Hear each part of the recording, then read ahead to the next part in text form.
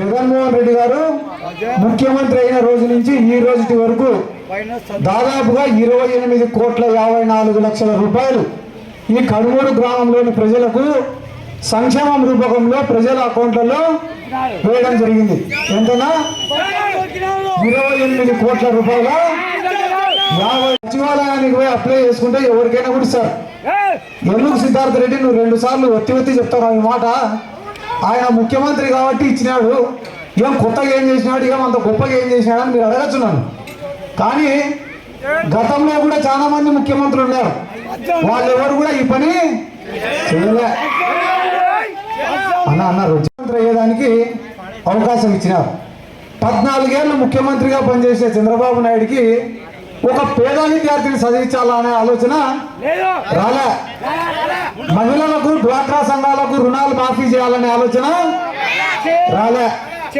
పెన్షన్లు అనేటివి అవ్వాతాతలు బయటికి పోయి తీసుకోవడానికి ఇబ్బంది పడుతున్నారు కాబట్టి వాళ్ళకు పెన్షన్ అనేది ఇంటికాడికే పోయి ఇవ్వాలనే ఆలోచన రాలే. 45 సంవత్సరాలు దాటిన మహిళలకు 18,500 రూపాయలు ఇస్తే ఆర్థికంగా వాళ్ళ కాళ్ళపైన వాళ్ళే నిలబడుకుంటారు అనే ఆలోచన రాలే. ఈ ఏ ఆలోచనలు రాకపోయినా కూడా ఒక 600 అబద్ధపు హామీలు ఇచ్చినాడు. ఏముండే ఆ హామీలలో అంటే రైతులకు అందరికీ రుణాలు మాఫీ చేస్తా అన్నాడు, పెద్ద బుర్ర పెట్టినాడు. అయిపోయినాక మహిళలకు అందరికీ డ్వాక్రా రుణాలు మాఫీ పెట్టినాడు.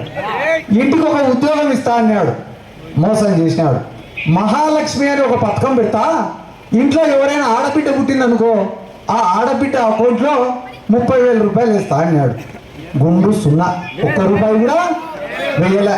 ఈడ ఇంతమంది నా కళ్ళ ముందర ముస్లిం సోదరులు కనిపిస్తున్నారు. అన్న మీ అందరి కోసం ఇస్లాం బ్యాంకు పెడతా అన్నాడు. పెట్టినాడా అన్న? కనీసం ఉత్తుత్తి బ్యాంక్ అన్నా పెట్టినాడా ఎవడైనా? అంటే ఇటువంటి హామీలన్నీ చెప్పి మోసం చేసి అధికారంలోకి వచ్చినాడు.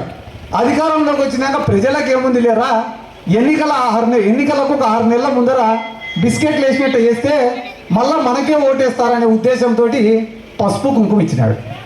ఆడవాళ్ళకి పసుపు కుంకుమ ఇచ్చినాడు. ఎన్నికలకు ఎన్ని నెలల ముందు ఇచ్చినాడన్నా? నెలల ముందర ఇచ్చినాడు. ఎన్నికలకు 3 నెలల ముందర యువకులందరినీ మోసం చేసేదానికి నిరుద్యోగ వృత్తి అన్నాడు. రైతులందరినీ మోసం చేసేదానికి అన్నదాత సుఖీభవ అన్నాడు. ఇటువంటివన్నీ మోసం చేసి ఆయన ఒక కళ అన్నాడు. ఏమని? పసుపు కుంకుమాని ఆడవాళ్ళకి ఇస్తేనే ఆడవాళ్ళు అందరూ ఏడ్చుకుంటూ వచ్చి నాకు ఓటేస్తారు అన్నాడు. తీరా చూస్తే ఆడవాళ్ళు ఆయన ఏడిపించినారు, అంతే తప్ప ఓటు మాత్రం వేయలే. ఈరోజు చంద్రబాబు నాయుడు ఏం చెప్పినా కూడా ప్రజలు నమ్మే పరిస్థితుల్లో లేరు. నమ్మే పరిస్థితుల్లో లేక మళ్ళా ఈరోజు ఒక కొత్త పాచిక వేసినాడు. ఏందిరా కొత్త పాచిక అంటే సూపర్ 6. ఏంది ఆ కొత్త పాచిక? సూపర్ 6. ఏముందిరా దాంట్లో అంటే జగన్మోహన్ రెడ్డి గారు ఇంటికి ఒక పిల్లని చదివిస్తా అంటే నేను 2 చదివిస్తా అంటున్నాడు.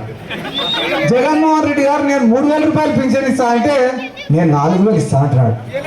జగన్మోహన్ రెడ్డి గారు మహిళలకు నేను 18,500 ఇస్తా అంటే నేను ప్రతి మహిళకు 1,500 రూపాయలు ప్రతి నెల ఇస్తా అంటున్నాడు.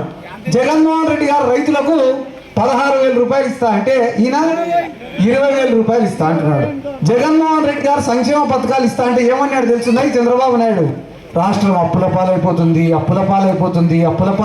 అన్నాడు. మళ్ళీ ఈయన సంక్షేమ పథకాలు ఇస్తే రాష్ట్రం ఏమన్నా అమెరికా అవుతుందన్నా? ఫ్యాన్ గుర్తు ఇక్కడ నాయకుడు ఉన్నారు. ఎవరు నా నాయకుడు? జగన్మోహన్ రెడ్డి గారి బొమ్మ ఫ్యాన్ గుర్తుతోటి మీ ఊరికి వచ్చినాం. కానీ టీడీపీ వాళ్ళు ఇప్పటికే 3 సార్లు 4 సార్లు వచ్చినారు ఈ గ్రామానికి. వచ్చినప్పుడు వాళ్ళు ఎట్టొస్తున్నారు? ఫస్ట్ టీడీపీ కండువా, దానిపైన బీజేపీ కండువా, దానిపైన జనసేన కండువా. అంటే ఈ ప్రజాస్వామ్య దేశంలో ఎవరితోనో పొత్తు పెట్టుకోవచ్చు, తప్పు లేదు. కానీ ఇదే చంద్రబాబు నాయుడు బీజేపీ తోటి ఆల్రెడీ 4 ఏళ్ళు కాపురం చేసినాడు. 4 ఏళ్ళు కాపురం చేసి కేంద్రంలో 2 మంత్రి పదవులు తీసుకున్నాడు.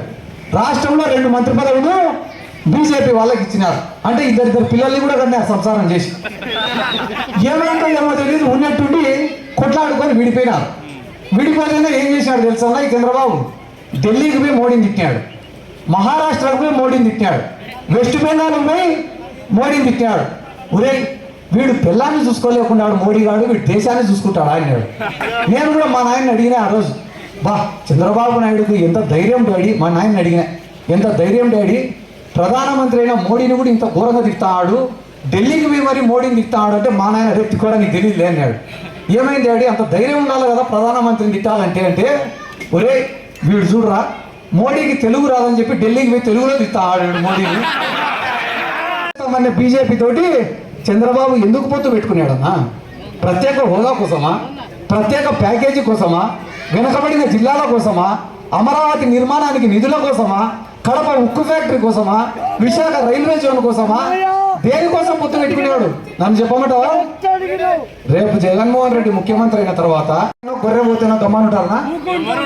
ఏం చేస్తారనా? తాంతారు లేకుంటే ఎత్తుకొచ్చి ఇంట్లో పెట్టుకుంటారు అంతే కదా. అంటే ఎవరి భూమో ఎవడో ఎత్తుకొని పోయేది అంత సులభమా? అంటే వీళ్ళు ఎంత నోటికి ఎంత మాట వస్తే అంత సులువ చెప్తారా? అంటే చెప్తారులే తప్పులేదు, నోటికి ఎంత సులువ వస్తే అంత సులువ చెప్పేటోడే టీడీపీ. కాబట్టి ఇవన్నీ కూడా ఆలోచన చేసుకున్న తర్వాత ప్రతి ఒక్కరికి కూడా 2 ఓట్లు ఉంటాయన్నా.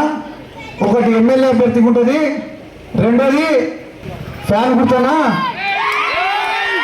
అన్నా మన గుర్తు, అన్నా మన గుర్తనా, అన్నా మన గుర్తు, నా మన గుర్తనా.